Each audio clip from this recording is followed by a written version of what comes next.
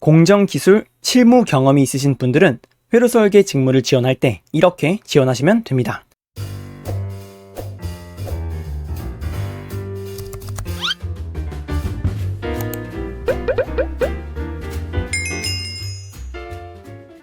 회로 설계 멘토 상코치입니다. 이번 영상에서는 이 공정 기술에 대한 그 경험이 회로 설계를 지원할 때 어떻게 도움이 되고 활용될 수 있는지에 대해서 이야기를 드려볼까 합니다. 반도체 쪽에 대해서 취업 준비를 하시다 보면은 서울대학교나 명지대학교, 렌유인 이런 곳에서 진행하는 반도체 실습 공정에 대해서 체험을 해보신 적이 있을 거예요. 나름대로 수료증도 주고 내가 직접 방진복을 입고 들어가서 왼쪽 그림과 같이 이런 실물의 웨이퍼를 보고 무언가를 하는 행위가 굉장히 의미가 있다라고 느껴지시죠? 방금과 같이 포토 레지스터를 베이킹하기 위한 그런 공정도 체험해 볼 수도 있고요. 지금 이 그림은 포토 리소그라피라고 부르는 가장 유명한 공정 중에 하나죠. 이렇게 꽤 비싼 수십만 원의 돈까지 지불해가지고 경험을 했음에도 불구하고 회로 설계 직무에 지원하자니 이런 경험이 회로에 연관되어 있지 않아서 잘 활용하지 못하는 경우가 부지기수입니다. 결론적으로 회로 설계에 도움이 되느냐? 도움이 되기는 합니다. 그렇다면 어디에 도움이 될까요? 이번에도 역시 회로 설계 세부 직무 중에서 레이아웃에 가장 큰 도움이 됩니다. 여러분들이 아날로그 회로나 디지털 회로에 대해서 공정 기술의 경험을 가지고 어필을 한다는 것은 사실상 저는 불가능하다라고 생각해요. 물론 이 아날로그랑 레이아웃이 밀접하게 관련이 있습니다. 하지만 아날로그랑 이 공정과 다이렉트로 연관이 있느냐? 그것은 아니에요. 그렇기 때문에 여러분들은 레이아웃 설계 이쪽에다가 목숨을 걸고서 어필을 해야 됩니다. 그렇다면 어떻게 어필할 수 있는지 그 포인트에 대해서 알아가 보도록 하겠습니다. 우리가 일반적으로 반도체 공정 플로우를 배울 때는 반도체 8대 공정, 더 세부적인 공정에 대해서 배우게 됩니다. 예를 들어서 초크라스키 기법을 통해서 인곳을 만든 다음에 절단하고요. 산화를 시키고 다음으로는 마스크를 제작하고 그에 대한 포토 리소그라피를 진행하고요. 그 다음에 식각 혹은 에칭이라고 하는 공정을 통해서 깎아내고 깎아진 부분에 대해서 이온을 주입하고 금속 배선을 연결한 다음에 EDS 테스트를 하고요. 패키징 공정을 한 다음에 마지막으로 최종 검사를 하는 이런 플로우로 진행이 되죠. 자, 그렇다면 여기서 레이아웃에 도움이 되는 것 이것만 제가 딱 정확하게 짚어드리도록 하겠습니다. 첫 번째는 산화예요. 산화, 옥시데이션이라고 하죠. 두 번째는 포토 리소그라피, 이 포토입니다. 세 번째는 에칭, 식각이라고 부르는 에칭이 있습니다. 네 번째는 이온 주입, 이온 임플란테이션이라고 부르는 공정이 있어요.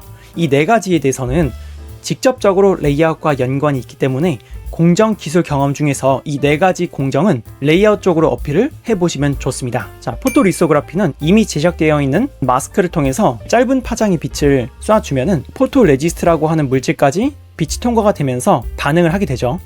그런데 이상적으로는 내가 빛을 쏘는 부분만 반응하길 원하지만 리얼한 상황에서는 아무리 짧은 파장이 빛이라고 해도 얇은 슬릿을 통과하게 되면은 빛이 퍼지는 회절 효과 때문에 예상했던 것보다 더 크게 레지스트가 반응할 수도 있겠죠. 이러한 현상 말고도 정말 여러 가지 복합적인 빛과 관련된 현상이 이쪽에서 나타나게 될 거예요. 그렇게 되면 문제가 발생합니다. 예를 들어서 내가 레이아웃을 이렇게 반듯하게 했다 라고 했을 때 마스크에다가 빛을 쏘게 되면은 그에 대해서 예상한 것보다 더 덜 될 수도 있고 더 많이 될 수도 있고 공정에 따라서 약간의 편차가 존재할 수밖에 없습니다. 그렇기 때문에 OPC라고 하는 기법을 통해서 레이아웃을 진행하게 됩니다. 이 OPC라고 하는 것은 Optical Proximity Correction 이라고 하는 거예요. 의도적으로 레지스트의 반응 패턴이 이렇게 될 것을 예상을 하고 그에 대해서 레이아웃을 그려준 다음에 내가 원하는 식으로 레지스터가 반응할 수 있도록 해주는 그런 테크닉이라고 볼 수가 있죠. 자, 실제로 이러한 OPC는 제가 말씀드렸던 빛에 대한 특성 말고도 마스크랑 드라이 에칭, 레지스트 여러가지 다양한 파라미터들의 영향을 고려한 다음에 이러한 테크닉을 적용하게 됩니다. 자, 실제로 레이아웃을 그릴 때 일반적으로는 오리지널하게 그리겠지만 1번 방식이나 2번 방식, 3번, 4번, 5번 방식까지 다양한 형태로 각각의 레이어의 특성에 맞춰서 OPC를 적용하게 됩니다. 물론 공정사에서 이 OPC라고 하는 룰까지 포함해서 매뉴얼을 제공해 주기는 하지만 포토 리소그라피 공정을 정확하게 이해한 다음에 테크닉을 적용한다는 것이 매우 중요하겠죠. 이러한 부분을 어필할 수도 있을 겁니다. 두 번째는 옥시데이션, 산화 공정입니다. 산화 공정은 다양한 공정이 있지만 그 중에서 로코스랑 STI라고 하는 공정이 있습니다. 로코스는 일반적으로 포토 레지스터를 깐 다음에 애칭을 하고 거기다가 이 산화를 시켜가지고 두꺼운 필드 옥사이드를 만드는 과정을 말하는데, 이렇게 되면 버즈빅이라고 해서 새이 부리처럼 부풀어 오르는 문제가 있습니다. 그래서 STI, 조금 더 공정은 복잡해지지만 애칭을 한 자리에 일반적 산화를 시키는 것이 아니라 CVD 옥사이드를 통해서 더 예쁘게 되게 얇고 깊숙하게 박아 넣는 그러한 테크닉이 공정이 있습니다. 그리고 이 STI 때문에 발생하는 여러 가지 문제가 있어요. 바로 이온 임플란트를 할 때 이 STI에 의한 베리에이션이죠. 이렇게 STI가 주변에 있으면 위에 포토 레지스트가 깔린 다음에 이렇게 웰에다가 도핑이 될 텐데, 우리가 원하는 것은 순수하게 이 STI가 없는 곳에만 도핑이 되길 원하죠. 하지만 실제로는 이렇게 레지스트에 굴절된 이온들이 웰 쪽으로 주입이 되는 현상이 발생하게 됩니다. 그렇다면 과연 이 웰이 균일하게 도핑이 될까요? 그렇지가 않게 되겠죠. 아무래도 이쪽에다가 좀 더 많은 이온이 몰릴 거고요, 이쪽으로 가면 갈수록 더 적은 이온, 이 사이드에 대해서 STI 주변에서 더 많은 이온들이 모이게 될 것이다 라는 것을 예측해 볼 수가 있습니다. 이렇게 트랜지스터 하나를 만들었을 때 STI가 주변에 있으면 사이드로 갈수록 더 많은 농도가 있다 라는 것을 알 수가 있죠. 그래서 이런 것들을 방지하고자 레이아웃을 할 때는 더미 게이트를 두는 테크닉을 사용하게 됩니다. 내가 사용하지 않는 그러한 트랜지스터를 배치함으로써 이 STI를 더 바깥쪽으로 밀어내고 여기서 발생하는 불균일한 패턴에 대해서 제거해 주는 것이죠. 그렇게 되면은 STI 이펙트가 이 더미가 다 먹기 때문에 가운데에 있는 우리가 사용하고자 하는 트랜지스터는 완벽하게는 아니지만 STI 스트레스를 많이 줄일 수가 있게 됩니다. 중요한 레이아웃 테크닉 중에 하나입니다. 이렇게 산화 공정을 레이아웃에 연관시킬 수가 있겠죠. 다음으로는 도핑 쪽이에요. 이온 임플란트라고 부르죠. 이온 임플란트를 할 때 이 웨이퍼에 대해서 내가 일정하게 되길 원하지만 실제로는 이렇게 그라데이션처럼 어느 특정 영역으로 가면 갈수록 조금 더 진하게 되는 공정 특성이 있습니다. 그라디언트 이펙트라고 부르게 되는데, 이것이 왜 이렇게 발생하는지는 한번 찾아보세요. 중요한 것은 레이아웃을 그릴 때 A랑 B 같은 크기의 트랜지스터를 그렸다고 하더라도 그라디언트 때문에 이쪽은 상대적으로 덜 도핑이 되고 이쪽은 상대적으로 더 많이 도핑이 되겠죠.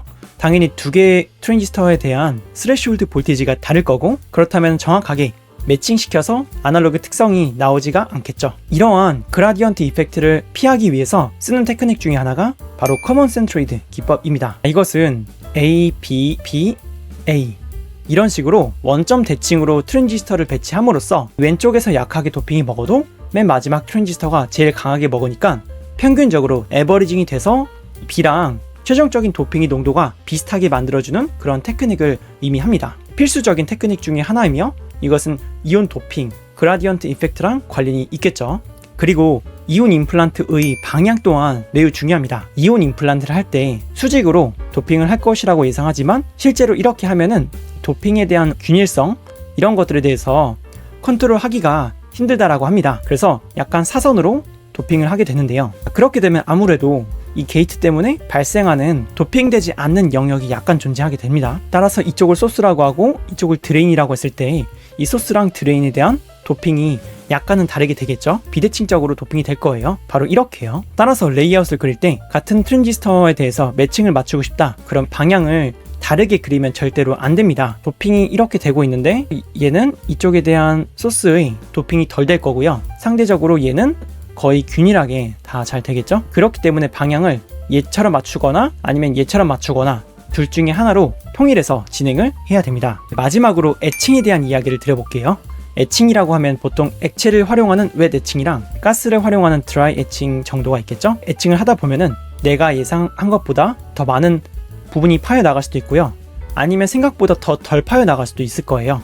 그리고 이런 애칭뿐만이 아니라 마스크를 제작할 때라든지 아니면 포토 리소그라피를 할 때 또한 방금과 같은 여러 가지 이유에 의해서 내가 예상한 마스크 패턴이 제대로 파이지가 않고 더 작게 나올 수도 있고요, 반면에 더 크게 나올 수도 있습니다. 그런데 그것은 란마다 다르고요, 하나의 같은 랏에 대해서 소자마다 다르게 됩니다. 이런 걸 우리가 산포라고 부르죠. 그렇다면 이런 산포를 줄이기 위해서 우리가 어떻게 레이아웃을 해야 되냐 라는 것 또한 레이아웃을 그릴 때 생각을 해야겠죠.